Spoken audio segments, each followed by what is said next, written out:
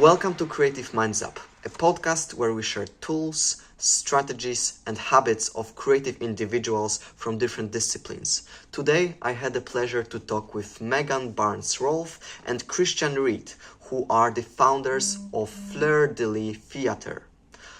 Megan is an actor, fight director, and performer, and also a chief executive officer and creative director at Fleur de Lis Theatre.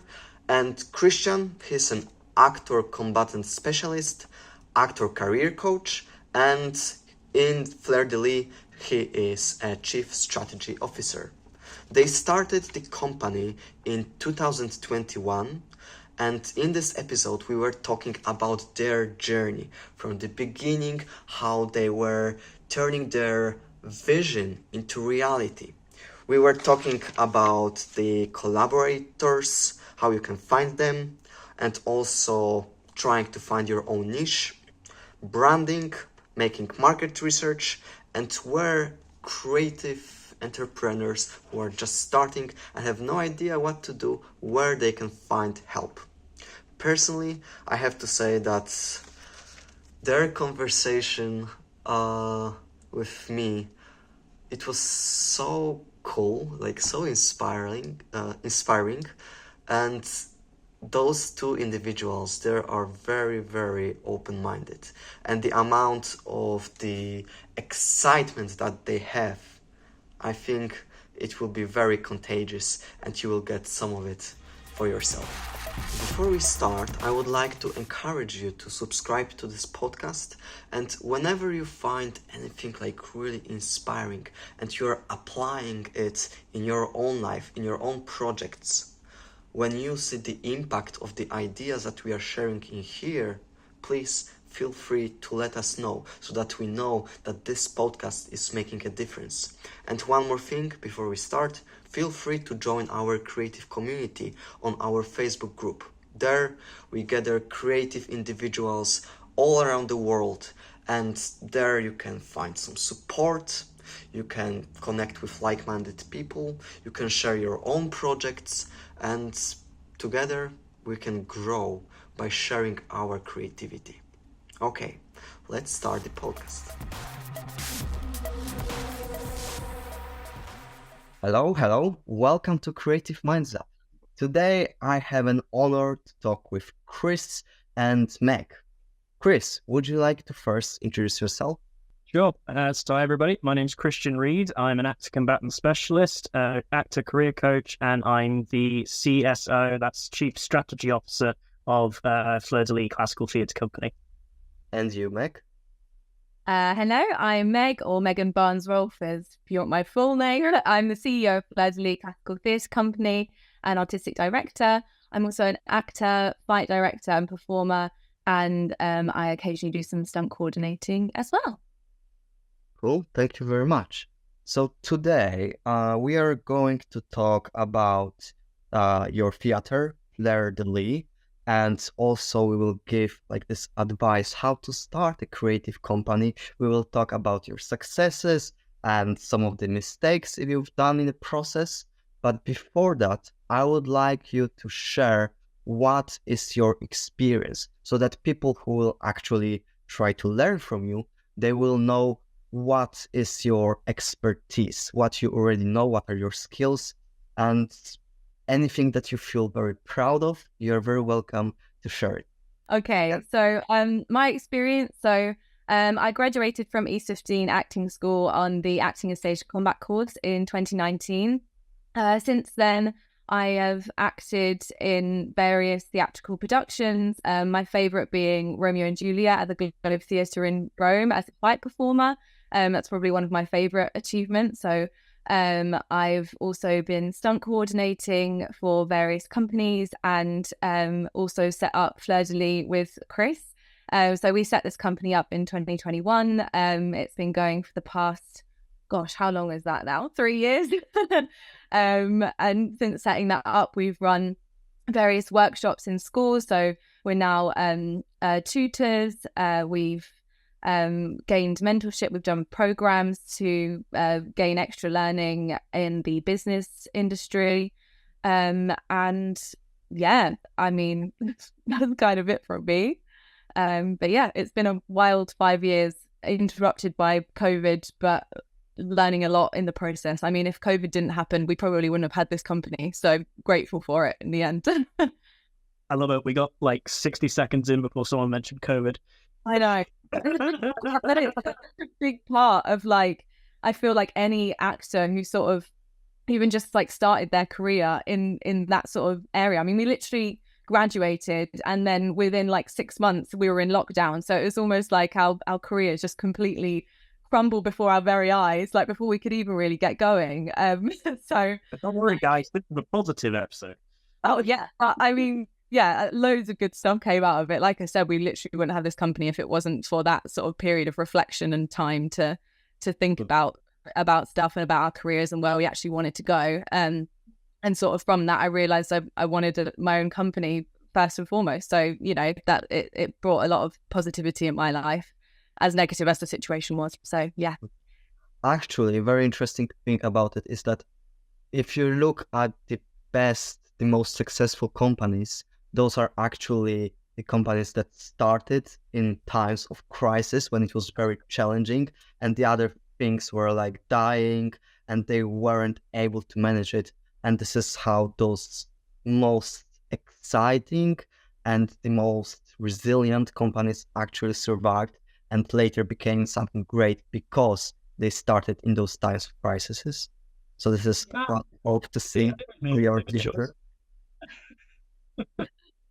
Okay, Chris, and now your experience. Please tell us more about things you've done.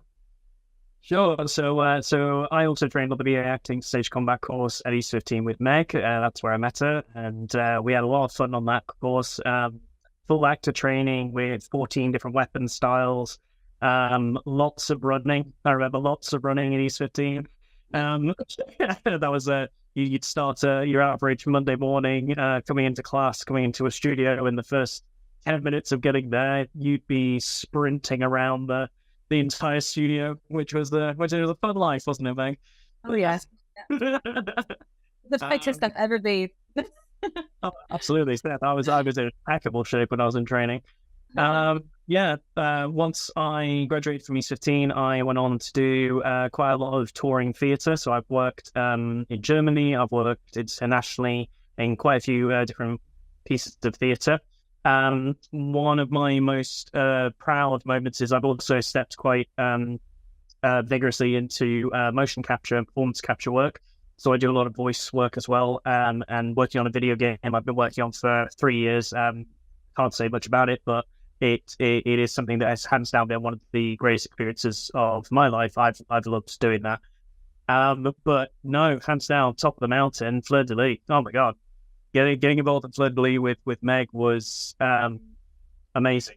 Genuinely an amazing opportunity because it was an idea that came out of a project that we worked together on in university, and it just exploded into this wonderful creative hub of people and ideas and everything, and you know, everything we've done with Fleur de Lis has been absolutely amazing. You know, beyond that, obviously started doing career coaching, so I do like the business of acting coaching as well, and that's been a lot of fun. But yeah, I mean, I'm full-time actor alongside all these other branches of creativity, so a lot of my experiences have come just kind of post drama school, just getting out there and going for it. It's been a lot of fun. Sounds like fun, especially when you're a full-time actor and you have your own company. Well, you know, it's a situation that's appeared out of you know, lots of opportunities, lots of people's faith and trust in us, and the career side of things. I mean, that's, you know, a lot of hard work and a lot of years have gone behind our careers, and it's really, really great that we're getting such benefit from our careers. Okay, so let's start from the beginning. I already talked with Chris and Meg, and we thought that the best structure to share with you, like how you can start your own creative company, is that we will ask Chris and Meg for some general advice, and from time to time we will jump to Fleur de Lis to have like this case study when we will discuss specific examples. So knowing that, let's go to this general advice. What would you tell people or like a specific individual person who has this desire to start something very exciting, but they are not sure where to start, what to do? What, in your opinion, is like this first step? Maybe now, you make. So I feel like my favorite piece of advice to offer in this situation would be to take what you feel passionate about, but then find the niche within that and find where the gap is and what people are looking for. Because like there are, like, for example, there are so many theatre companies like, you know, doing the same thing, like wanting to, like, they have an idea for a show and then they put on that show and then they sort of like, okay, now what? I think that if you need to take that one niche idea that you think not many people have thought of or not many people have seen before, and then roll with it, and then from that idea you can expand it. Because it's like in the acting industry as well. I think if you have a niche or if you have a skill set that's different to everybody else, then you're more likely to land that job. And that's why I always tell people to diversify their skill set, because the difference between you and someone else in that audition room could be that specific skill that you have that nobody else does. So it's much the same when starting a creative business. So I think just try your best to find that one idea that's going to take off and that people are going to go, oh, I've never seen that before. Like, that could be interesting. Even if they think it's a bit weird or it couldn't work, like, at least it's different and it stands out. And I think that's probably the best place that you can start. And also just to start, even if you don't think it's perfect, just absolutely start. And that's one thing I learned from Chris, because I would never have started this company, or it would have taken me the last 3 years to actually have started it and announced it to the world if it wasn't for him going, no, we're starting on this day. You have to announce it on this day, even if it fails. So, yeah. I'm a big fan of such approach. Thank you, Modest. No, I mean, to jump off the back of that, I would say with any creative business, find people who inspire you to work with you. Find people who not only inspire you to work hard, but also inspire you to work well. You know, you can get people who are absolute pack horses and are willing to just put in absurd hours into something. But if you're not inspired to work with them, if you're not willing to work well with them, you're not going to have a nice, well-rounded business. You need people that challenge you. You need people that hold you accountable. You need people that also pick up and cover where your shortcomings are. You know, Meg and me work so well because we balance each other so well. We help push each other to greater heights. We help push each other to achieving the dreams and the goals we know we can achieve. But it's because we have that open dialogue with each other. And when one of us believes the other is wrong, we tell each other. We have that conversation. We make sure nothing is simmering. We make sure we work hard. We make sure we work well. And we make sure we are always trying to improve our mutual situation. So get your team, make sure your team are the ones that are inspiring you to work. So how did it start in your case? Like, how did you come up with this idea to have this project together? And how did you actually communicate with each other so that the other person was actually, oh, that's something cool, let's do this? Or can I take that one? Yeah, of course. So this project started. Well, this company started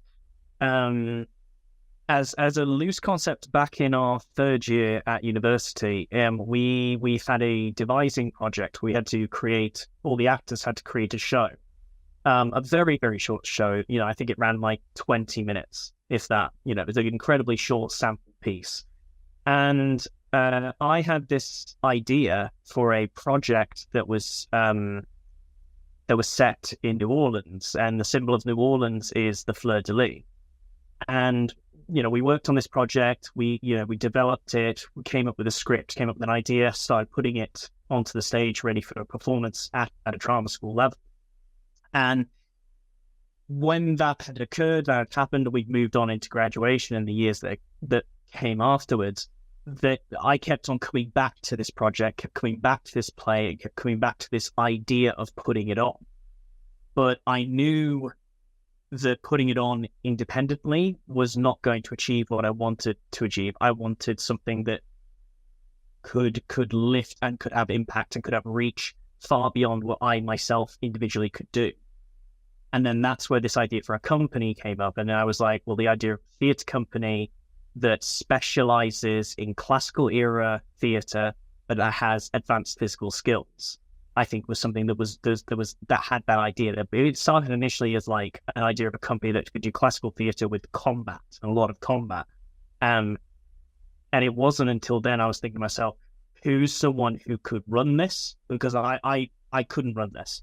I couldn't do this myself. It had to be someone who had the vision to see it go the distance, that had the ability to carry such a company to the heights that it could reach. And I knew myself, I'm all push, but I'm not focused. And I thought, who is someone that I know that has ambition, has drive, can carry the weight of this company and can make it exactly what I want it to be, and what we mutually know is going to be a wonderful addition to the creative industry. And immediately I came to Meg. Immediately my headspace went there. Immediately I thought, this is a person who I know can wear the crown on her head and be the CEO and be the person who runs this company to the fucking heights that it gets to and that it's going to get to. And I came up to her and I said to her, look, I've got an idea. What's your thoughts? And she was all over it. Well, you were just all you were all over this idea. Yeah, I think we literally chatted about it, literally probably on like an hour-long phone call, refined the idea, and then went, right, cool, let's do it. We're starting tomorrow. Like, there wasn't really any question in my mind that I wasn't going to do it. And I knew of all people to start a company with, there is literally nobody better than Chris. Like, it's just like, you are the most driven, enthusiastic, and intelligent person that I know who could do this and carry it out well. So I felt like we could be a good team. And like you said before, I think we really filled in those gaps that each other has. And that's sort of proven itself over the years, that we definitely have achieved that. But yeah, I think just after that conversation, we were just so excited about it, about what it could be. We saw ourselves winning awards and winning prizes. Like, we saw ourselves in our own theatre, like, literally. And I think because we're both dreamers in that sense, and we want to like manifest this huge idea, that's what made us feel like we could do it, because we were on the same page about how big we think this could be if we really put our minds to it. So yeah, it really became, from that conversation, like I threw the name at Meg, and Meg was like, yeah, that's it, that's the one, that's the company.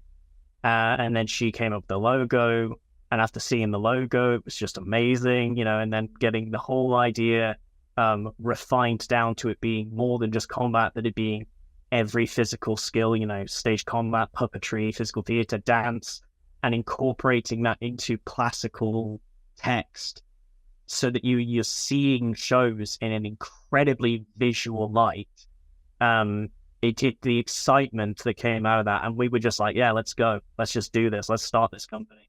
Yeah, and it was something that we'd never seen before. I think we had a discussion about how we'd always been to see like classical theatre, like Shakespeare, etc.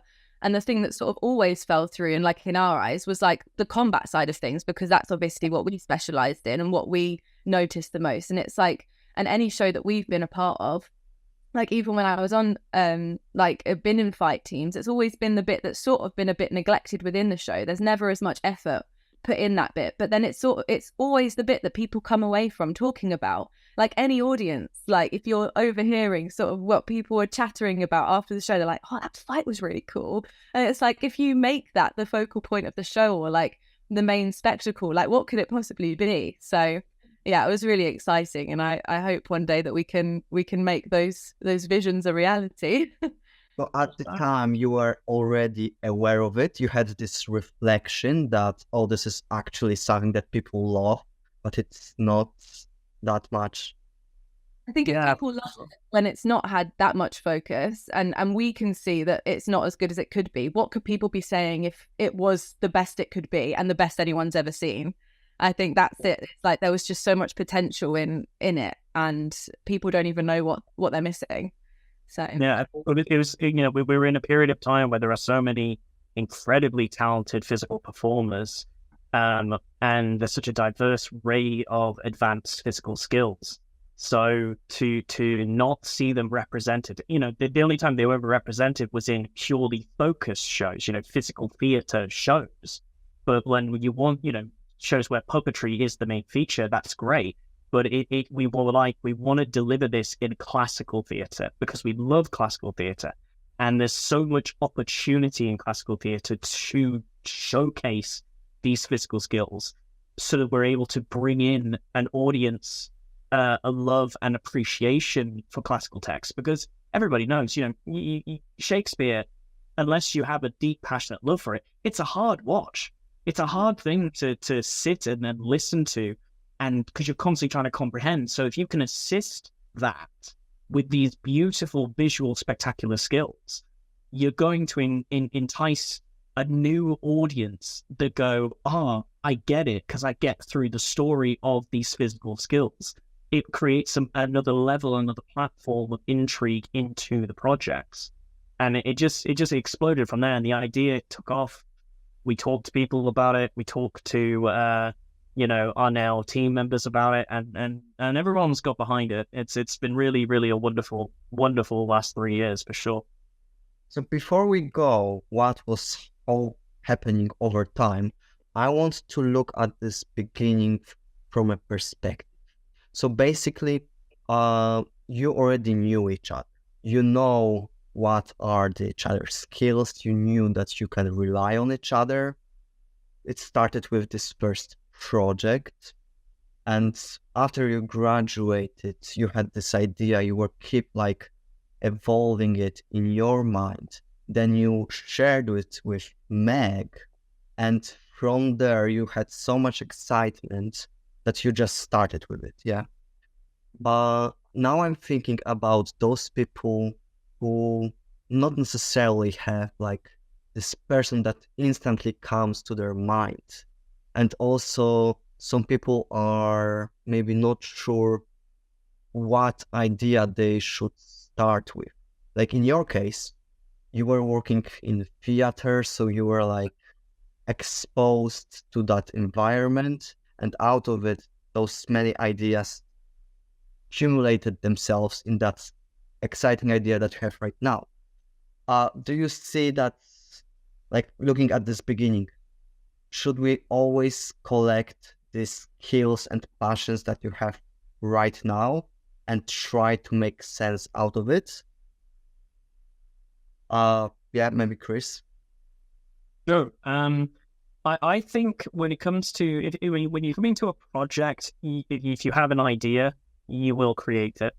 Ideas get stuck in your head, and if you're a creative person, you'll scratch your brain out before you allow that thing to die and fall away. So you'll have to go after it. When it comes to a creative company, I think the thing is, there's so many aspects to a creative company. Like Meg's saying, one of the biggest things is understanding the market that you're going into and where those gaps are. There are a dime a dozen theatre companies coming out of drama schools in particular. Every year people are pumping drama schools out. But there's a difference between people pumping people pumping out a theatre company out of a drama school with the goal of putting on a single show. And there's people creating a company with the goal for long-term survival. And that's one of the key differences I would say with people is, do not start a business if you're not willing to see that business survive the next 25 years, And if you want to create a show, great. I highly encourage people to create shows and always be creating. But go find a company that can support that project, that can support the vision that you have. Don't try and hand together a company when you have one project, but your love and your passion is there for an acting career. It's not for specifically running a business. if you cannot diversify, if you cannot fall into those multiple areas, you shouldn't be starting a business. You should know deep in your soul that you want to have a business. I've always wanted a business. Meg has always wanted a business. We've always wanted to be in positions of running this side of the company. And, you know, yes, we had one show that inspired the company, but within, I'd say the first month of us talking about Fleur de Lis and the plan of Fleur de Lis, we had about 7 shows in mind that we could approach. We didn't latch on to one show. We went, like, we could do this and this. We could talk about this one. I could write this thing. And it all stemmed from an idea of a company sustaining work rather than work trying to sustain a company. I completely agree. I think you really have to, like, business is just such a different world to being an actor. Like, it's so different. And I think you have to be somewhat business minded to have an acting career as well. But yeah, I think that if you are truly an entrepreneur, you kind of know it within yourself.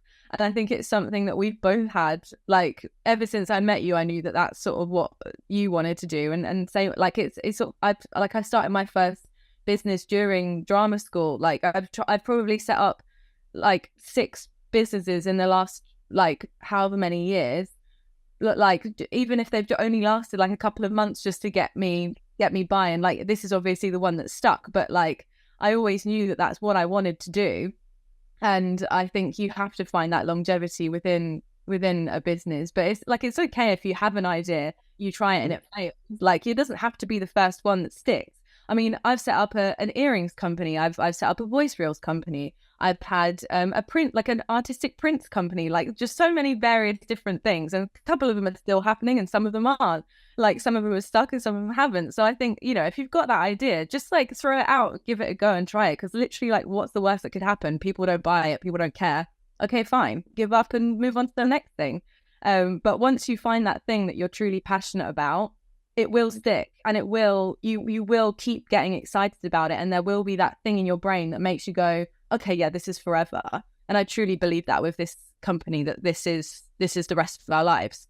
Even if it's a struggle for the next 20 years, like, we will keep doing it until it works, because it's what we believe will happen for us.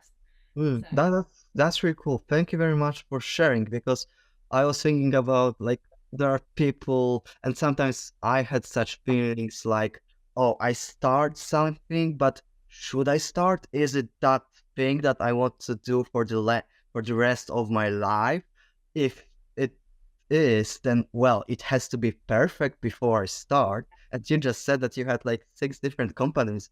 I mean, I already have my own project, which is basically a part of this project is right now this podcast. And I just started having that vision. But right now I'm in this moment of that I want to also start something new, and maybe I am overthinking. I would, like, literally, I just don't think there's any harm in starting something, even if you don't finish it or if you realize you don't like it. Because I probably would have never realized that I, like, didn't enjoy making earrings, like, on a long-term basis if I hadn't tried it. You know, I made one set and I was like, these are pretty, I like these, like, I'm sure other people will like them. And then when I realized I had to make like 50 pairs, I was like, oh, I don't want to do this for the rest of my life. So, you know, it lasted a Christmas and that was it. But like, I'm glad I tried it. Otherwise I never would have known if it's something that I would have liked to have carried on or not. I just think it's like the biggest thing I've learned in, like, doing all of this is just, like, starting is the best thing that you can possibly do. Because also you never know what lesson you could learn just by starting. You'll learn something. So yeah, I mean, it's a huge thing, and it's a very much a you know, I can't, well, everybody says it, but it's true. You learn more from failures than you do from your successes. Don't be afraid to start. You know, I'm not saying don't stake your livelihood, don't stake your, you know, the safety of yourself and your family and everything on something necessarily right now. But when you're starting something, start something. Just go after it, because again, you'll live to regret the things you never went for than you will to regret the things you tried and didn't work out for you in the way that you didn't, you know, you wanted them to. I've had businesses in the past that I've started and I've left, and I've started and I've dissolved, or I've walked away from, those kind of things.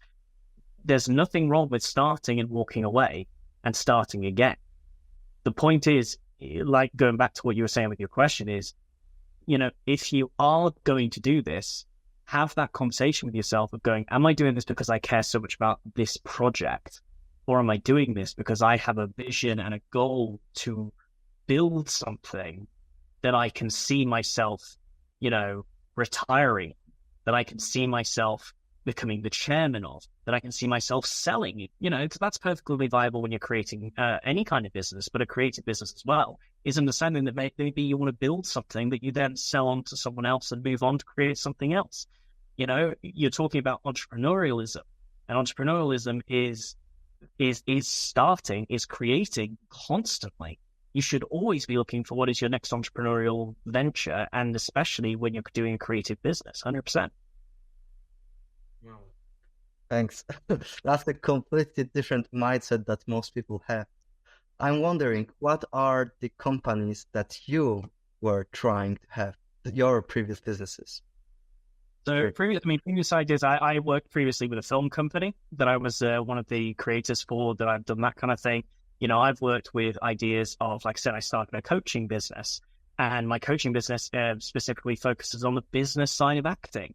I don't work on craft. I work on quite literally how to create and sustain a full-time acting career from a business point of view, rather than that. There's a whole multitude of avenues, but it's also developing yourself as a writer, developing yourself as a director, having these different avenues and entry points of the industry so that you are inspired to act. I am an actor first and foremost, above anything else. But it is in, it's a part of me. I have to try and do different things.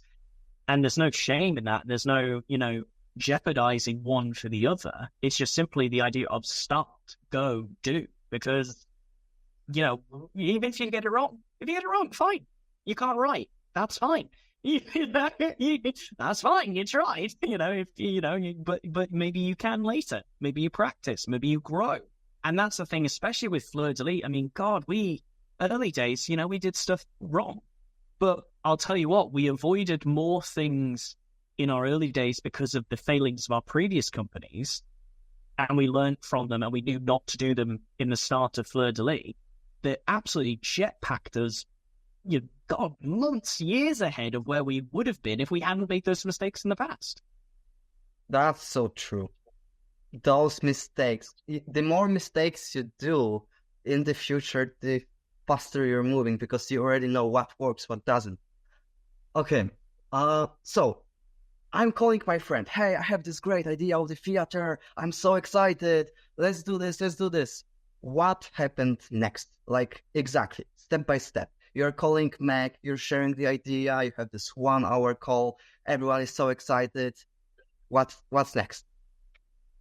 God, I mean, I know for me personally, it's like my favorite thing in the world is branding. I don't know if that's really boring, but I just love it. I love logos and like the way things look and like making things look nice. So instantly, and I've done this with every company as well. So it's not just Fleur de Lis, but the second I come up with a company idea, I go away and I make a logo, because I think I have to be able to see something, and like from just having a logo, like I can't even, like, I don't know if it's for everyone, but for me personally, that's when I start to visualize what the company can be and like what it stands for and what it is and the vibe and like, so that's exactly what I did. And luckily my mum is a graphic designer, so I don't know if that's where it sort of comes from. So I just went to my mum. I was like, Mum, I'm doing a company again. Can you come and sit down with me and we're going to make this logo? So I sat down with her for a few hours. I think we went through, 3 different sort of versions and sent them all over to Chris and was like, okay, which one do you like? Then we obviously settled on one. And then that's kind of where it all kicked off for me. And then it was like onto like how to market it and like the social media and stuff. That's like when my brain goes first, is like, how am I going to sell it to people? How do I want people to visualize this company and see us? So a very sort of PR like perspective. So I sort of started to come up with like a theme of like the social media, the like slogans or you know, how we would, like, what our tone of voice would be in our posts, and, you know, the way that they would look, and our photography styles and things like that. That's sort of what I went to. But I imagine Chris's version of this story is very different. Yeah. What were you doing at the time, Chris? Well, I mean, That's great. Meg's bang on. Like, you know, where, so, you know, I mean, again, people have these kind of things where they go, oh, you shouldn't come up with the name first. And I was like, no, the name guides me. The name is going to drive what this is. You know, if we change this to the book theatre, you know, that immediately suggests to your audience, to your target market, who and what you are. So for us to go, when we were coming up with this name, it was this idea of like, what says classical theatre? What can we put into 3 words that says classical theatre? And we went Fleur de Lis. It has a flourish, it has a lightness, it has an elegance to it that immediately suggested that classical era. And, you know, it was great. I think that when Meg went off and started doing all the stuff with the branding and all of the focus on, like, say, tone of voice and everything, I started going into the mindset of, okay, so we have to, you know, we already had this conversation and these topics about what makes us different and what makes us different in terms of what area of the market we're trying to hit. But it's also about how we behave needs to be different. How we target this market needs to be different, because if we're doing it the same way as everyone else, we're not different. So one of the things we noticed, especially when starting up, is that a lot of theatre companies are registered as charities. And they're registered as charities for a variety of reasons. But one of the biggest ones, it opens them up to grant money. It opens them up to project grants, you know, a lot easier than a company that's like a limited by shares. But what we understood, and this is where, you know, we come back to the conversation of you know, how long this company we wanted it to last, the longevity, the kind of scale that me and Meg are seeing this company turn to. We knew that that's not sustainable through charities. You know, the time we were creating this thing, we were also like, this is right around the time the national portfolio changed in the UK, and a lot of companies and theatre companies that had been historically taking, you know, 80, 70, 90% of their funding from charitable donations from Arts Council absolutely tanked, went under, went into an absolute state of panic. And we were like, we would never want to be a situation where we're relying on grant money, where we're relying on charitable donations to do the work we're doing. One of the biggest things that me and Meg have a passion for is showing you can make a full-time career and livable wage from the arts industry. It is a £1 billion industry for a reason. There's plenty of money in this industry. It's just knowing how to access it.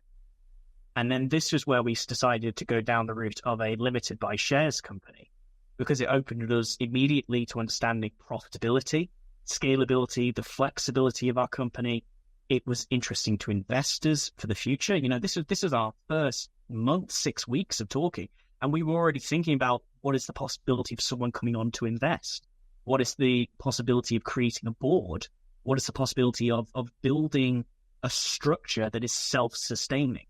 You know, one where we do, and this is where the conversation of doing workshops came into it. We were like, we need something that is generating money on a regular state that we enjoy doing, that we know is beneficial to the industry, that is going to benefit artists, that is going to support actors, but is also going to provide a system where we can self-sustain. And this is where the idea of the limited by shares company came in, because we were like, what we can do is we can create workshops at a competitive rate, and our workshops are incredibly competitive in their pricing, but we use those workshops to fund the next workshop, to fund the next instructor, to fund the next thing, whilst also making sure instructors are paid, the team are paid, that the company is paid. And it had to be a mark, but we couldn't do that under a charitable structure. We needed something that was a profit-earning company. And so we started building this brand. We started stepping through these ideas, and we decided that a limited by shares company was the best way to go forward with this. At the time, did you already have this awareness of like money flow and like different types of companies and stuff like this, or you were just experimenting? I would suppose I had an idea of how company structure works because I'd set up a limited by shares company in the past, and I understood what the benefits and the negatives of the company structures were. But I would say that a lot of it came from how we priced our models. A lot of research went into our markets, a lot of trial and error things. Some things we tried, some things people were really against, and we had to have conversations with them being like, this is our reasoning behind what we're doing. And I think when you were on the level and explaining yourself quite clearly, that a lot of people then understood. I think if people saw us as a point of view of they're just trying to make money, we're not. We're trying to create a system that survives through self-sustaining production, Okay, Mac, question to you. What is your advice for a person who, let's say, just graduated, is about 18 years old or 19, whatever, and they have no idea about business, how those things work, where they can educate themselves or get an advice, some support? That's a great question. I feel like the way I've done it is literally just from doing and trying stuff and talking to, I think it's mostly from talking to people who know more stuff than you, or there are plenty of online workshops that you can even take, or even just watching YouTube videos. I think even just the internet is such a source just to find information on, literally just Googling stuff. But I learned so much stuff from Chris because he had done it before. So I would say just try and find people in your life who have either done it or people who you think have contacts who have done it. I also got a lot of advice from my mum, who's always been self-employed and run her own business. So that's where a lot of my own personal knowledge came from, and I wouldn't have known half of it without her. So I genuinely think if you can find people who've had first-hand experiences, even if it's a completely different business to your own, just the nature of business itself will be similar, and there will be crossovers. So I would just say have open conversations, and also just don't be afraid to admit how much you really don't know, because I knew nothing when I was starting, and I think when I was younger, I was so terrified of asking questions to people. I literally wouldn't say boo to a goose. I always thought that it would make me look silly, or just exactly. No idea. So what was your mindset to actually ask those questions? Yeah. I think that's it. I think that nothing bad is going to come from asking a stupid question, even if in your mind it's stupid. It's never a silly question. So just talk to people, network, ask questions, and you'll eventually figure it out. But then also just try it for yourself, implement that advice, and just see how it works. And I think that is the best way that you can learn, really. I know even from my own example that sometimes I'm just too scared to ask.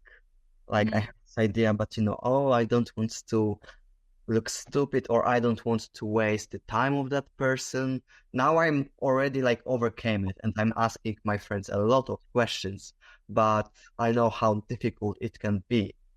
What was your mindset, Chris? To learn without being afraid to actually learn?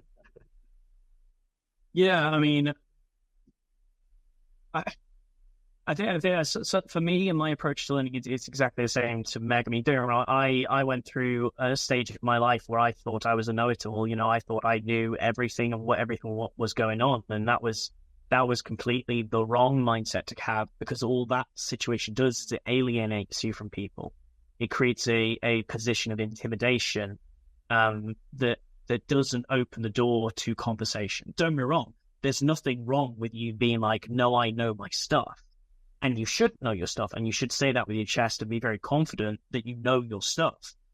But when you don't know your stuff, own it. Absolutely own it. Good, get out there and say, I don't know how to do this, so let me go learn from someone who does. And that's why, picking a mentor modeling yourself after someone or having an idea of the kind of company you're wanting to start, find something that inspires you. You know, for us, a big thing that inspired us is we looked at the Royal Shakespeare Company. We looked at the Cirque du Soleil, and we were like, we want those shows. We want that prestige. We want that quality. That's what we're going for. How do we get there? And it's asking that question. I mean, there's a great thing that I love about learning is that there's a whole thing of like, if you don't know something, surround yourself with people who do, because you will naturally, even if you don't ask any questions, you'll naturally pick up things. Surround yourself with more intelligent people, you know, because when you surround yourself with more intelligent people, you are naturally going to raise your game. You're naturally going to lift. You're naturally going to be more inquisitive, because the circle that you run in is going to inspire you to carry and to be higher and to perform at a higher level. You know, if you're afraid, and I get that, I get people get really afraid of asking that question, and it is that fear of coming across as incompetent, or coming across as not in the know, and how silly of you. And that's a horrible thing that we pick up in early life. I would honestly say, whenever you have that moment of fear and that moment of, oh no, they know so much more than me, and I feel so worried about asking them that question, is I would always remind them that they were in your position at one point. That every major star, every major company, every major business, right from Google, started with an idea, started with a concept, and started with a conversation with someone else asking for help. Nothing starts without asking for help. And remember, you can be Google. Specific examples. How you can surround yourself with people who are wiser, more experienced than you are. Specifically, how do I get around such people? Well, for example, for us, we took, for example, we wanted to get into a market where we were getting investment from people. So we naturally just went online and we sought out investor programs and just sort it out. And that presented us with an opportunity to present our idea, present the business, that then got us into the room with investors, with people who coach you, who have a heavy, strong background in finance, in, creative industry, who have, we're working with a mentor who has, I think it's 2 million in funding that they've gathered. They've gone and they've done like Arts Council applications and funding and grants. They've collected up to £2 million, and they're working with us. So we're naturally learning from that experience. But it starts with finding those people, and you find those people when you seek them out. Momentum begets momentum. You can't improve without first improving your situation and trying to find those people. Also, a company that's really helped us a lot is Essex Startups, which came from the university that we went to. And I can't speak for any other universities, but I imagine if you have been to a university, it's definitely worth checking whether they have any programs such as Essex Startups that help you start up businesses. And that isn't just for the for creative company, it's for anything. We were part of like a pitching round, which like literally there was like a company who were trying to sell a new form of sustainable vapes, and then there was me pitching a theatre company, like two completely different things. But it was just like, I learned so much from just being in that room with different businesses, and talking to those people who were willing to, either give us money or not give us money, or just give us advice. So definitely, if you've studied at university, check and see if there are any programs that your university is helping you towards the next step if you want to be an entrepreneur, because I'm sure there must be others. And that's been really beneficial to us. Just to jump off the back of that, if you didn't go to university, your local councils will have creative business hubs. Well, not necessarily creative business hubs, but they'll have business hubs. They'll have those communities that are part of startups. Startups are everywhere. There are always going to be people and groups of startups, of collectives, of, business hubs. Go to them, find them, seek them out. If you, like I said, you don't have, like, we were beneficial to have that access to our university and the support program of our university. But if you didn't go to university, if you didn't go into a higher education situation, go and find those business hubs, because a lot of entrepreneurs do find just from their local council a business hub, a business mentor, someone who can help them, someone who gives advice. It all starts with you seeking them out, and you seek them out. But, we have, the internet in your pocket. Pull it out and have a look. We can right now think a little bit more broadly. I will give you a few things that I've tried in order to surround myself with smarter people. And then if anything else comes to your mind, feel free to suggest. So in my case, I was also a part of the startup at my university. So I was there getting some advice, working with some advisors. Almost every event that they were organizing, I was always there, like networking with other people. What else? Like some courses that you can do for free and see what other people are there, watching a lot of videos like this, following people for sure. Like whenever I was seeing like any cool company, I was just looking at their social media, following them and checking what people are working there. Societies, that is a cool thing where basically people meet in order to discuss things, talk with each other, or learn something. Or you can even ask your friends, like tell them what is your idea and ask them if they have any other friends who actually do something similar. So use your own network in order to connect with people who have similar visions, similar values. Anything else in your mind? Sure. I mean, one thing that sorry, Chris, you all right? No, one thing that we have loved doing with this company is employing and going to our friends for help.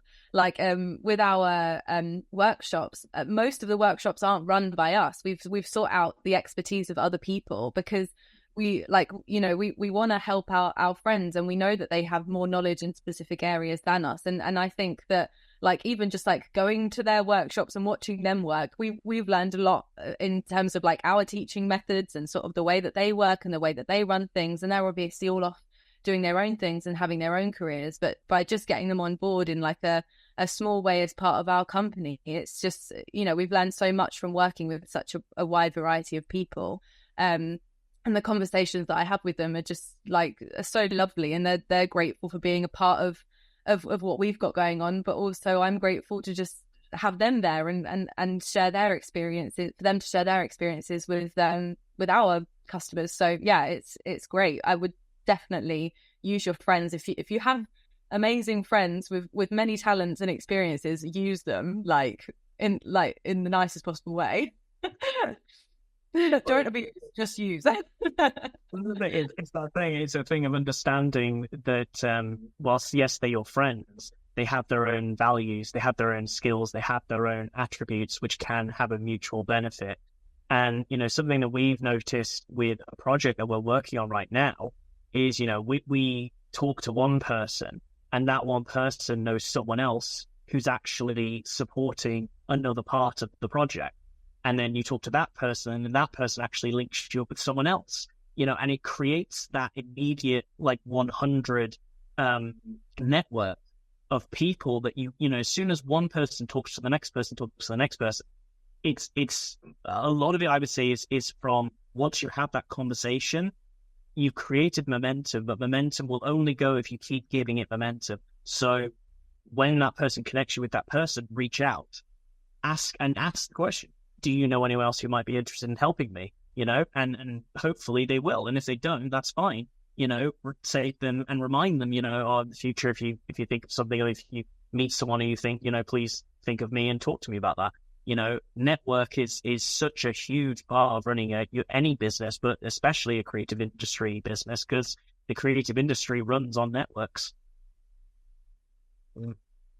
Okay, now I'm also wondering about this research. You've mentioned that you've checked some companies like Cirque du Soleil,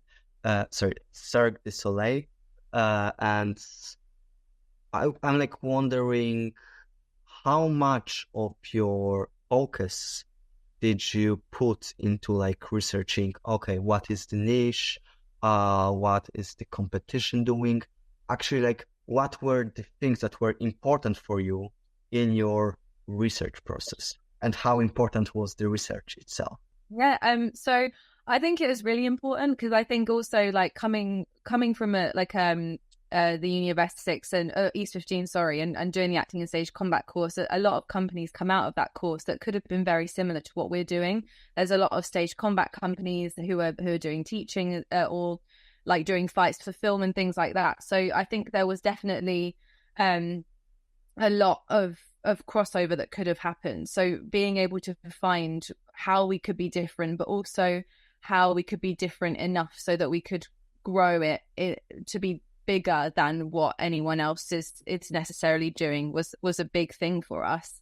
And I would say right now we've been doing a lot of research on competition because we're currently going through pitching rounds, and a big thing that investors want to know about is who your competition is and who they're going to be up against when investing in you. So I think competition is so important, and it's important to know how you're different from those people, and if there are some similarity that you have with them, what makes you different or better in that similarity. Like Chris was saying about, I think in terms of our research, we've found that the only companies who are doing everything that we're doing are all charities, which sets us apart from those companies and makes us more attractive to investors.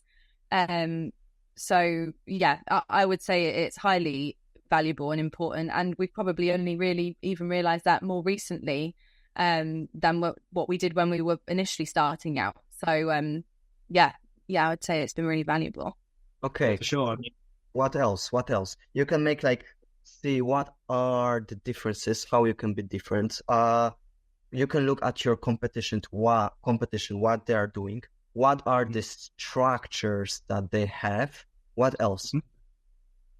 You want to see where they're operating, because that's a big area. You want to know what the target audience that they're going for and what target audiences they're not serving, because this is the thing. When you're establishing your competitors list, you know, it sounds like such an aggressive word to say competitors, and it sounds so fight for the finish line.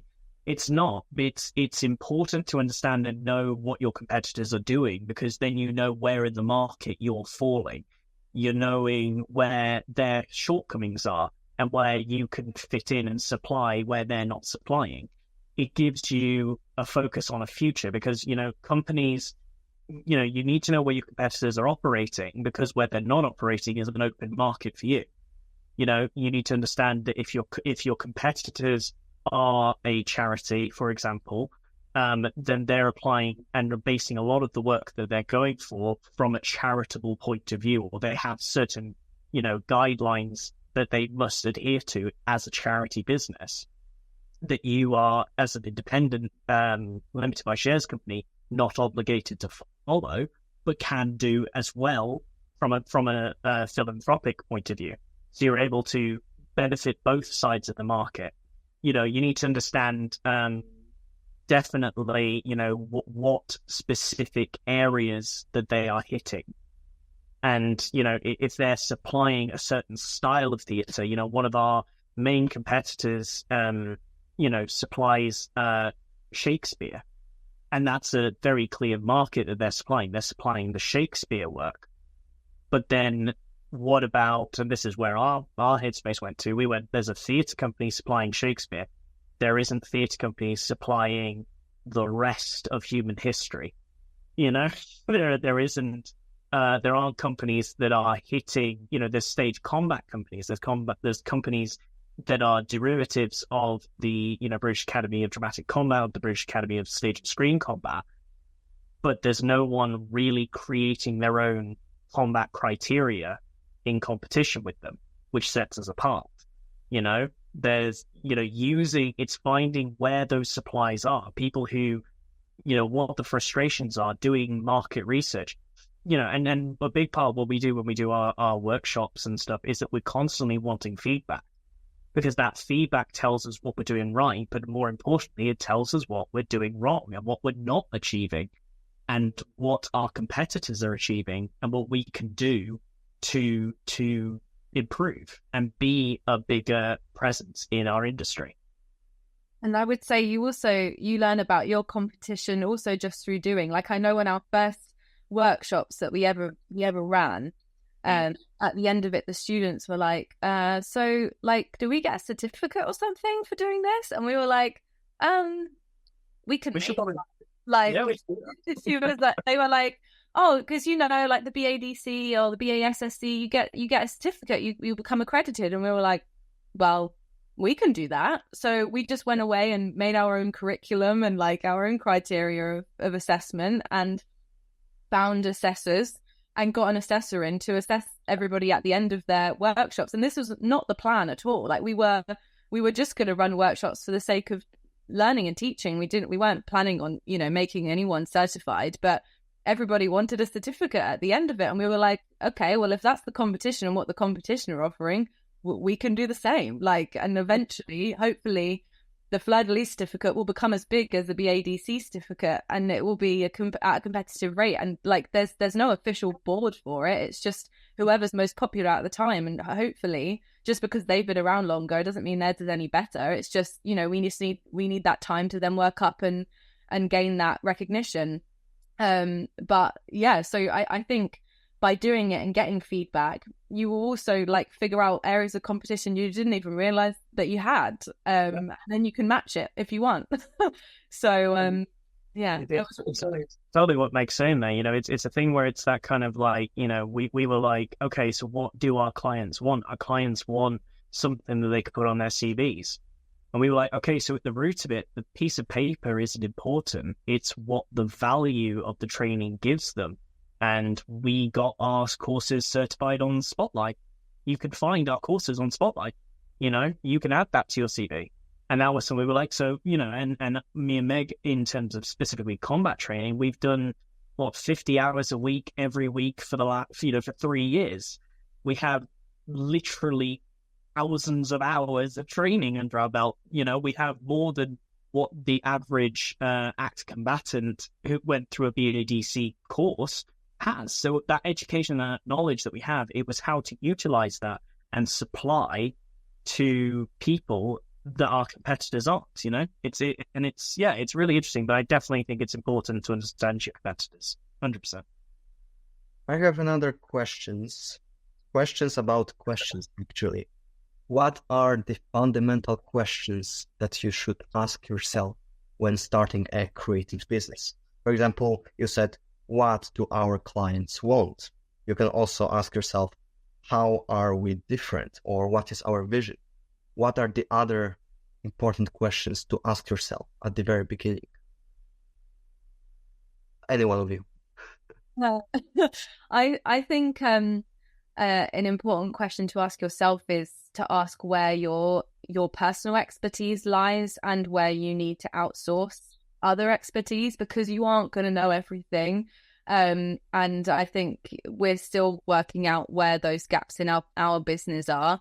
So I think just understanding where your strengths lie and where you can put that strength, but then also learning to delegate that to other people who know more than you, I think is really important.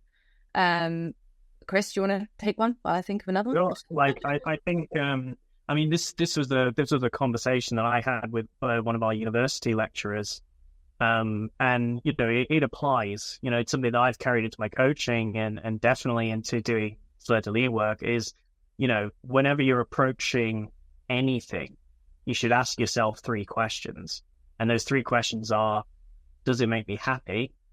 Does it benefit my bank account? Does it fulfill my career? And if it does one of those things, you should probably think about doing it. If it does 2 of those things, you really should be doing it. If it does all 3 of those things, if you're not doing it, you're being an idiot. And then that's applicable to anything, but especially the kind of thing when you're creating a business. what business is going to make you happy? Me and Meg love classical theatre. We love physical skills. We love creating work. That makes us happy. We want, we know that this stuff pays well. We know that people have a demand. We know that the industry has a high demand for the stuff that we can produce. So it's going to benefit our accounts. And we know that this creates career opportunities, not only for ourselves, but for other people. So we know that it's benefiting our network. It's benefiting the casting directors that we talk to, because you've got to remember, me and Meg are working actors, but we also talk to casting directors, to producers, to directors as part of Fleur de Lis. And that is benefiting our acting career, but also our business. It's benefiting the business career prospects. So I always fall back to those three questions. Is it going to make you happy? Is it going to make you money? Is it going to benefit your career? And that's what I would say is the bare minimum that anyone should ask themselves. Sounds simple and sweet. So let's talk about your bank account. That's an important thing. That's something that I think there's a lot of muddy water around that, but that is something that I myself am incredibly driven by. I am naturally driven by what is going to benefit my career prospects, what is going to benefit my financial situation, not from a point of view of greed, but from a point of view of sustainability, safety, and like you're saying, what can I get that I can then reinvest back into the industry, into the people I love, into the people I work with, all these kind of things that can help sustain, support, and enrich their lives. Our world runs on money, whether you like that or not, and I think to undermine that is to really risk a lot of things in your life. And I totally agree with it. I remember in the past, I was just all about the vision and keep moving forward. But then you realize, how can you move forward if you are struggling to survive? It took me 4 years to realize with a lot of challenging times. But now I'm 100% sure this is so important to be aware of. So how actually should we make sure that the creative company that we are going to start is actually going to work? How is it important to have some income for it? Or do I need to find investors? How do you secure the future of your company from the money perspective? I think from a personal point of view, I think I think I've always played devil's advocate in the money side of things, because I think Chris is a huge dreamer when it comes to money and making millions and stuff. And I'm always okay, yeah, but we have to start here first. And you have to start from somewhere.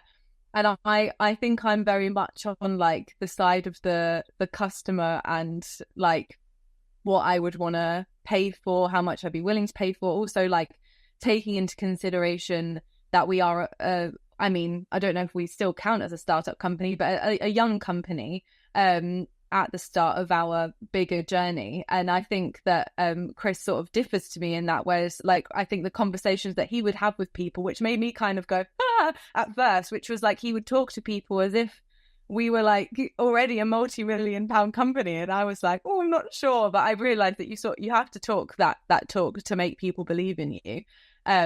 You have to sell yourself as your end product as early as you can.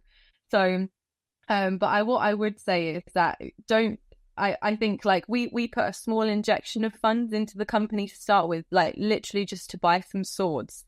And I know that's not going to be the same for everybody. Not every company is going to start off by buying swords, but that's where we began. Then we knew that they were going to be actionable assets that would create a lot of money for us in the future. So I would say, if you're going to put in a small injection of money, just make sure you're spending it on something that's going to make its return as quickly as possible.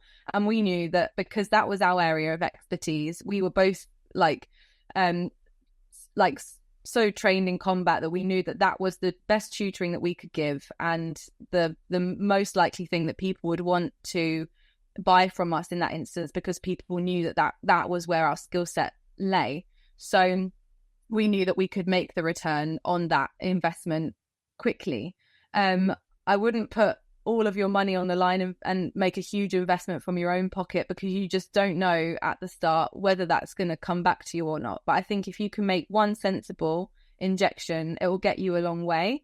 And then I think from that point onwards, don't do anything unless it's going to be financially viable. Like we do not put on a workshop unless we know we're going to be breaking even minimum.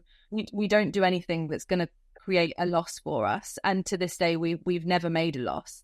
So it has worked for us in that sense. And that's not to say we're making loads of money, but we're always doing better than we were before.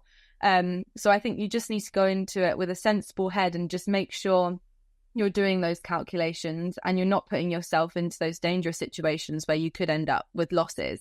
And it's just a few simple calculations. And I think, doing things for experience and doing things to gain that knowledge is one thing, but making it financially viable is completely different. And I think you need to be sensible about that. I have a question about it, making those things financially viable. Let's say that I have an idea. I see that, okay, this is what I'm going to do, like this workshop on how to fight with swords.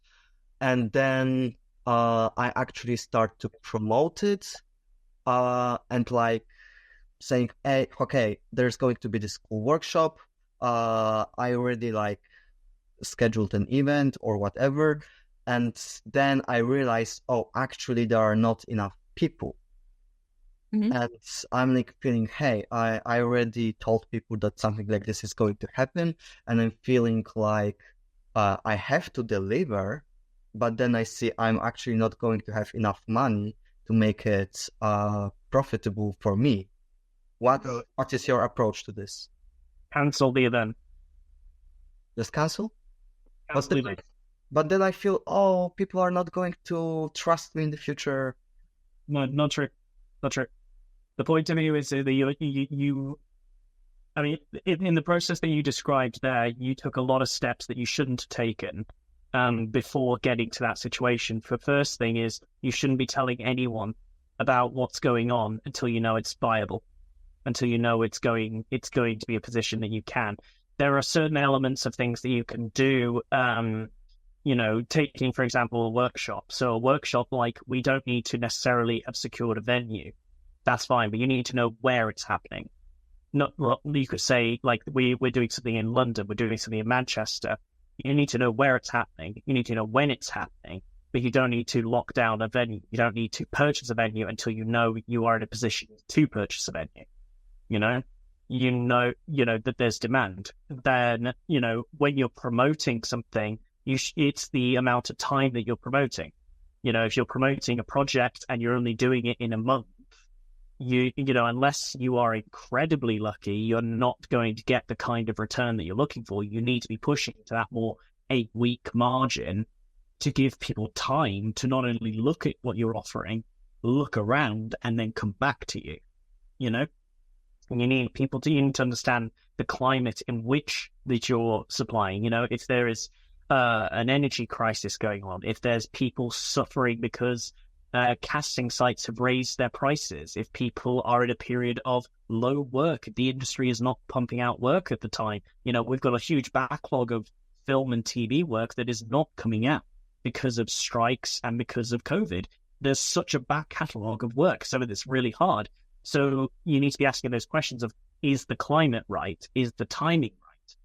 Now, if you are going to approach this and you're going to try to do this in the correct way, first of all, figure out the actual lesson, understand what it is you're teaching, what the value of what you're teaching is, and price it at a competitive rate. Meg's made a very fair comment. Yes, we should always be approaching the company that we know we are. And there's a difference between being confident in your company and being arrogant in your company. We know the quality that me and Meg can deliver in a workshop. You come to one of our stage combat workshops, you're going to learn stage combat. You're going to learn quality training that took thousands of hours to learn. And that's what people are paying for. They're not paying for the 4 hours a day. They're not paying for, that little pocket of time. They're paying for thousands of hours and years of work that went into creating that workshop. Now, that doesn't mean overprice yourself, make it a ridiculous thing. You can still be compassionate. You can still be understanding to the situation. Geography, that's a factor. You have to factor in what is, the geography of your workshop. But it's understanding when, where, what climate, and what the value you bring to this project. If I'm trying to do a, fire spitting course, I know nothing about fire spitting. So my course isn't worth anything because I'm not bringing anything that is worth value. But if someone hands me a sword and says, can you show me how to use this sword? Because I need to be at an advanced level in, 3 months' time. In 3 months, yes, I can train you to a level where you could go on a stage. Absolutely, But it's understanding that value of that 3 months that I put into you has come from 3 years of my own time. And that's how you value it. So how would you describe, let me just ask this question, how would you describe and try to structure this process? Like first, okay, you say what I can deliver, like what I can teach you, at what price, and like what are you going to do through the whole process? Like how do you actually know if there is demand or not? Cool. Sorry, Meg, go. That's okay.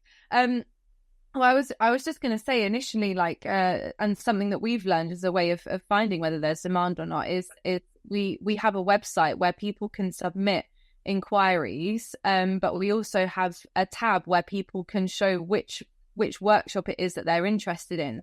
So based on the traffic coming from our website, we know recently that there's such a high demand for physical theatre workshops over any other ones that we're offering. That's what people are asking for right now. So we know that our next workshop is going to be a physical theatre one.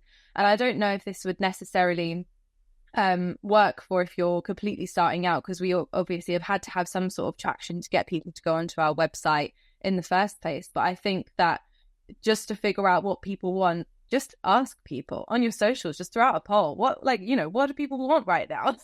I know that Chris does this all the time on his personal account. You're always going, what do people want right now? What do people want from me? And I think it's admirable. It's that whole thing again of asking questions, because you just won't know otherwise. So I think once you know what you have demand for, then you either need to decide whether you're the best person to run that workshop or whether you need to outsource someone to run that.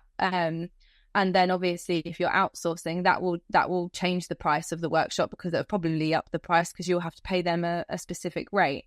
So that's how you figure out the pricing when it comes to that. And like me and Chris personally, we only run a workshop if there's at least 3 people on it, because and then whatever 3 ticket prices make up, we know that that's what we need to break even from the venue and the instructor fees. So I think that's how you can price it. That's how we do it personally, but there are other ways of doing it, I'm sure. So we price it up, and then we put it out to the world on our social media. We find Facebook groups that are targeted towards people who we think are going to want to come on this workshop. So that's actor groups, drama school groups, amateur dramatics groups. And we do it across the country. So no matter where the workshop is, we'll plaster it across the country, and then you never know who's going to be a part of one of those groups. So I know for a fact that we share our workshops advertisements at least 50 times, and probably more like 150 times, depending on how much time we have or who's on the socials at the time. So that's a great way of trying to spread the word about it. Once it's out there and you're starting to get some traction, that's when you can then book the venue, because you know that you've got enough people who are interested, and you can arrange it properly. And it's not till you have the venue, you have the people, that you then send out the final bits of information to those people who are coming, listing what the workshop's going to entail. And if something happens and you only have 3 people on it and someone pulls out and you need to cancel, we're just upfront and honest with people, and we say, unfortunately, we're unable to run this event at this time, and we usually offer an alternative date that they can come, or an alternative workshop that we're running in the future that they could come to instead. And I think it's just about having that customer at the forefront of your mind and how they'll be feeling. And obviously they might be feeling let down, but I think if you can always offer them alternatives, or be on their side about things, then they're going to be understanding. And it's better to cancel rather than go ahead and put yourselves out of pocket, for sure. So, I mean, that's sort of how we run the structure of going about selling things, our products. Do you want to add anything, Chris? I mean, yeah, no, it's pretty much exactly as Meg's saying, that's the structure of how things work. I think to go to your earlier question of like, yeah, but what if I've got no traction? What if this is the very first workshop I'm ever putting on? It is doing that market research. It is putting the polls. It is asking the questions. It is understanding what your competitors are putting on and how much they're charging for it. But then it's also understanding what is industry standards and how you can be, you know, a really interesting, I only saw this the other day on Instagram as a really interesting one, was someone was talking to me, it was an Instagram video, and it was an interesting one where someone was talking about how I think they started a KFC thing in an African country, and they were saying that, you know, they were reducing the price and the demand wasn't there. And then the third person went, well, why don't you put the price up? Because, you know, people need to understand there's quality here. And when you raise that price to an industry standard, to an expected quality level, more people respond to it, because more people understand that, yes, you can get a deal. There's a deal and there's a treat. And there's two different things, you know, in understanding the difference between a deal and a treat, you know. But when you're pricing up something like a workshop for the first time, know how much people pay, people with your knowledge in your skill set, you know, what is your hourly rate? How much do you need to also do this again? You know, because there's no point living a life where you're constantly breaking even. You need to make profit, and that profit needs to be reinvested to do this again, you know? Another strategy that I also recommend, which is quite similar, is using wish lists, where basically you tell people what's the idea, and you're just testing how many people are interested. If you want to see it in the future, just leave your contact details, just express your interest, and you have like this wish list where people like are joining. So it's like this first step of being involved and like having this feeling of being a part of it.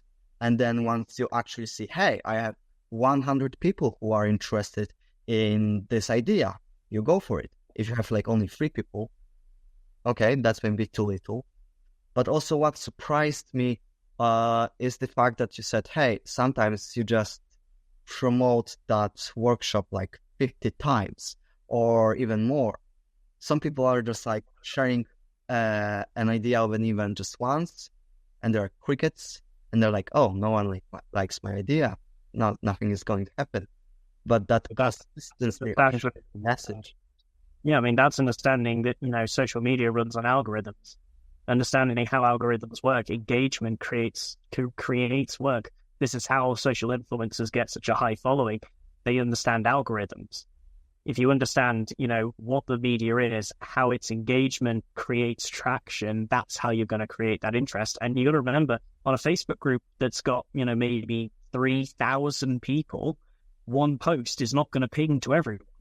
So sharing that regularly, as long as you're not, you know, spamming, but sharing regularly to ensure a wide spread of market attraction is a great way of promoting your projects. Yeah.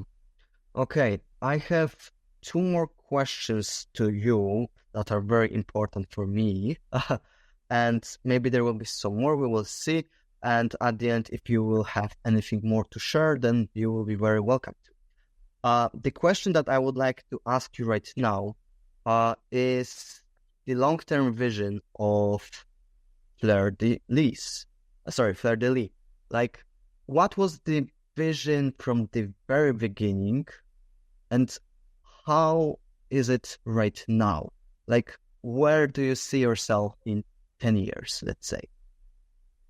Who would like to take that question? For the dreamer, here you go. From day one, we know that the Fleur de Lis will one day be a combination of the Royal Shakespeare Company and the Cirque du Soleil combined. That is the scale, that is the quality of work we are going to be producing, that is the caliber of audiences we are going to be supporting, and that is the impact on the creative industry we are going to have. That from day one has been the goal. That is from day one the ambition, and that is exactly what we are working towards every single day that we run this company. There you go. What sweet question answer? Yeah. I mean, to add to that, like I know that Chris feels the same way, but I would love to own our own theatre where we have complete control over it and where we can take in the sort of work and new creative work and support new artists, new writers, and you know, have that hub of creativity that we want to create within this company and share it with the rest of the country or the world, if you will.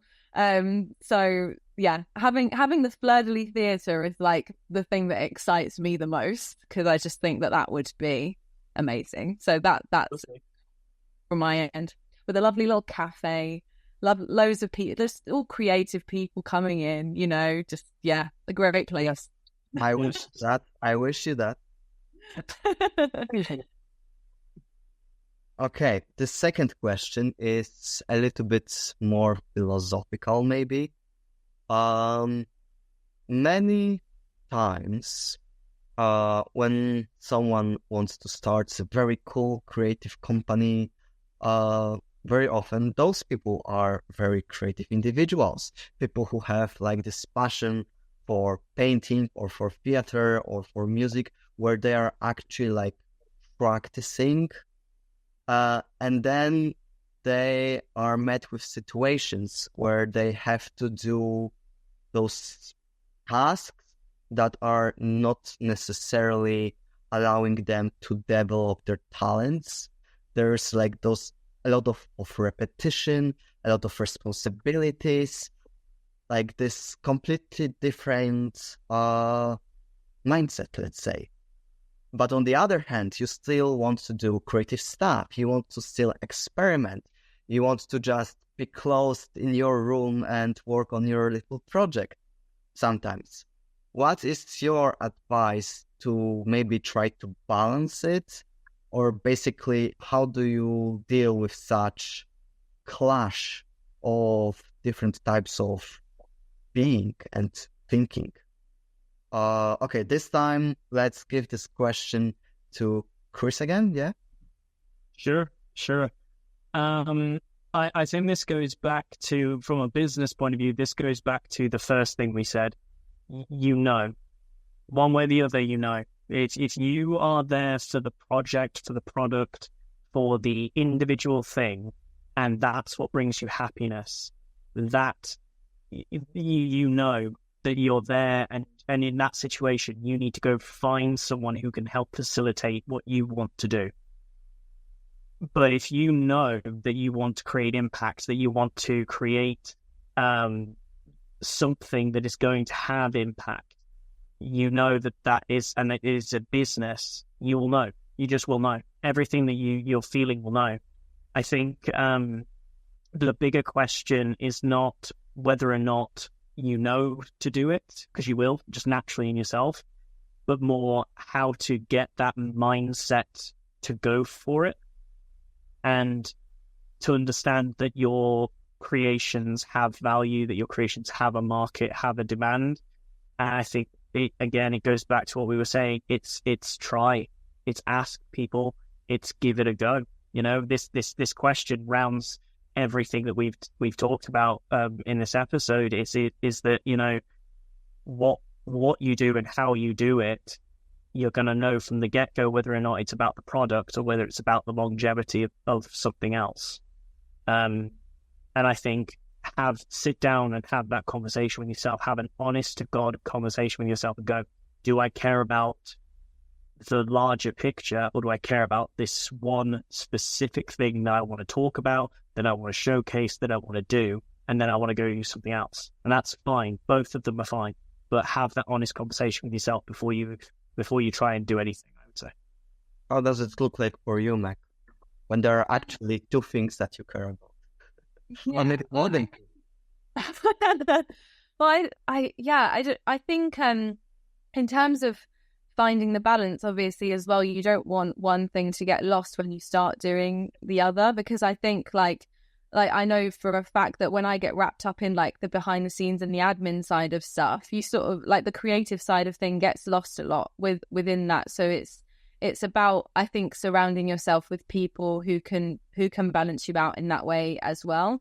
Because I think between like me and Chris, we are quite different in the way that we're wired and the way that we think about this business. Like I do think that maybe you're like Chris is more creative in terms of like the problem solving and like the way the company runs, and then maybe I like the way that it looks and the way it's portrayed and how everything sort of ties together with that business side of things behind it. Like there's different driving forces coming from the both of us. So I think if you can find people who are going to naturally balance you out or bring you back somewhere that you maybe got lost along the way, then that's really important. But it is really hard, and I do think it goes back to what Chris was saying, that you do need to want to do every side of it, otherwise there is literally no point in doing it. Because I've always been interested in the full picture rather than just one side of it. I mean, I grew up I never even wanted to be an actor. That wasn't something I ever considered until one day I just thought, oh, let's audition for drama school and give it a go, because I wanted to do something to push myself outside of my comfort zone. And so like I've always been the sort of person who just like wants to try things and give things a go, and I just think you have to be a little bit delusional and believe that you can do it and do everything to make it happen. So yeah, but if you can find people who balance you out, then that's definitely the way to go forward for sure. Thank you very much for sharing. And actually, I would like to also ask you one more question about your biggest achievement and biggest mistake in using your branding skills. What is the thing that you're the most proud of, and the thing that you think like, oh my gosh, I regret it so much? Branding, God. Well, what do you think? Yeah, but I'm asking, Mac, yeah. Oh, me? Yes. God, biggest branding shit. That's a great question. Because I heard that you are very good at it, but I'm also wondering what is the thing that actually happened in the process? Like mistake in a way that you've got a lesson from it and you can like share it with people who are interested in it. So, that's a pretty hard question. I think biggest like success really, I think, is just like creating the brand itself and the feedback that we've got from it, because it's quite often the first thing that people say is, oh, I love the way this looks, or I love the logo, and people tend to bring up how strong the branding is, I think, in conversation. I guess like, I don't know, that's really hard. In terms of a failure, I think maybe sometimes it's a way that we word things. I know there's this one specific example I can think of where we titled a workshop something that made a lot of sense to us, and it sounded really creative and really interesting to us, but nobody was signing on to it. When really at the crux of it all it was a voice workshop, or like, a fancier voice workshop. And so once we changed the name of the workshop to just something very, very simple, suddenly loads of people came on, and it ended up being one of our most successful workshops that we've run. So I think sometimes... How did you realize that the name was the problem? I think I always had a feeling that maybe wasn't landing. I think sometimes you just know, or sometimes you've kind of just got to use your intuition and be like, right, what is the thing that might not be working here? Or something that's quite easy to change while you're in the process of marketing, because for all anyone else knows, that could have been a completely different workshop by changing the name of it, but they don't need to know that it was the same workshop that we just changed the name of. Do you know what? Like, they don't need to know everything. like, not saying be sneaky, but like, you know, it's one of those easy changes that you can make that could impact something, or as simple as like changing like the picture that you use to promote, like things like that. So I think if something isn't clicking, you can experiment with things like that and see if something sticks more. And in that case, it made all the difference. So it was just trial and error again. But that's the main thing I can think of where we really learned from it. But yeah, in terms of a specific success, I can't think of anything overly specific. I don't know if you can, Chris. I mean, it's still a part of the brand. I think it is, you know, staying true to the company values. That's, you know, when we're putting out this company, you know, and we're advertising this company, we are always doing it from what our company values are. You know, the support of artists, the education of young people, and the preservation of historical and literary heritage. You know, it's staying. I think we've been really good, I would say, at knowing that is what we are here to do, that we have clear direction, we have clear focus, and these are the things that we are trying to support and save and help throughout. And I think a lot of our branding comes from that. It's to support artists so that they can work in this industry. It's educating and providing stuff like shows in an exciting way that educate young people and make them interested in theatre and interested specifically in classical theatre. And it's about telling the stories that aren't your standard stories that everyone's heard of, that there are points of view or opinions and projects that come from a wide variety of heritage and a wide variety of backgrounds to sell that. And I think we do really well with branding and making sure that every partner we talk to, every venue we talk to, every, you know, person that we have a conversation with about what and who we are, we're very clear on what our brand is. And I think we do that very well, if I may say so. Well, is there anything that you would like to share at the end? Is there anything in particular you want to know? Like about what we're doing or anything? Well, to be honest, I have much more questions, but I think that we can have more conversations in the future. I hope so. But if there is anything that really makes that fire inside you to share it in this episode, then you are very welcome to do this right now. Last chance. If you guys have an idea, if you have a goal, if you have a dream, do it safely, but do it. That's basically what I was going to say, but also just like never doubt yourself that you can't do it, because I mean, me personally, I suffer with imposter syndrome every single day, and it's like you are just as capable as anyone else doing what you're trying to do, and you're no different to that person that you're seeing scroll, like when you're scrolling on social media doing the thing that you really want to be doing. Like, you can do that as well. And if you're looking at these people and you're thinking, oh, I can't do that because it might come across a bit like cringy or weird, it's like, well, it was cringy for that person until they were successful. So like, just do it, and don't be afraid to do it, because at the end of the day, you will eventually become that person where someone else is scrolling through social media and they'll go, oh, I want to be doing what they're doing. So yeah, never doubt yourself, because you're just as capable as anyone else. Okay, cool. Thank you very much for sharing all your expertise, all your advice and your knowledge. I really appreciate it, and I hope that all the people listening to this episode will also really appreciate it. Well, I wish you all the best for your theater, for your dreams, and for all the workshops. I think that you're already doing a really great job, and I'm only looking forward to how it will develop in the future and will become even bigger and bigger and more exciting. Well, thank you, Jack. Thank you so much for having us. We really appreciate it. Lovely chatting with you. Hey, thank you very much for listening to this podcast. It's still growing. I'm still learning how to do stuff. So if you have any feedback, please feel free to let me know. And I'm also, again, encouraging you to join our creative community.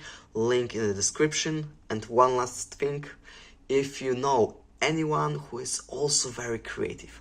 Or maybe you want to share some of your expertise. Feel free to look at our website, and there you can apply to be the future speaker.